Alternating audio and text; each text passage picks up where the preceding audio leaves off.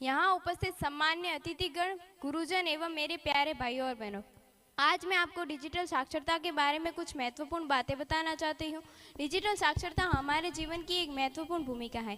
Digital साक्षरता आज के समाज का एक अभिन्न अंग है और यह हमें धीरे धीरे महसूस हो रहा है। अगर हम आज किसी न किसी प्रकार से किसी से संपर्क में हैं तो यह डिजिटल साक्षरता की ही देन है और डिजिटल साक्षर होना हमारे लिए एक अधिक महत्वपूर्ण अंग बन गया है।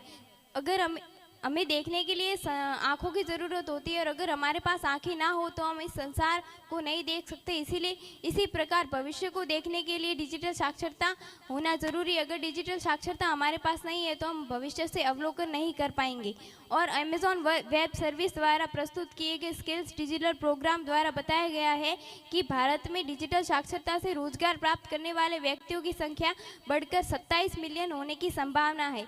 और लोग यहाँ चाहते हैं कि 95% लोग यह चाहते हैं कि डिजिटल साक्षरता ही उनका रोजगार बने। और डिजिटल साक्षरता हमें आगे बढ़ाने और रोजगार के अवसर प्रदान करने के लिए महत्वपूर्ण है और भारत की अर्थव्यवस्था में डिजिटल साक्षरता एक महत्वपूर्ण भूमिका निभा रहा है।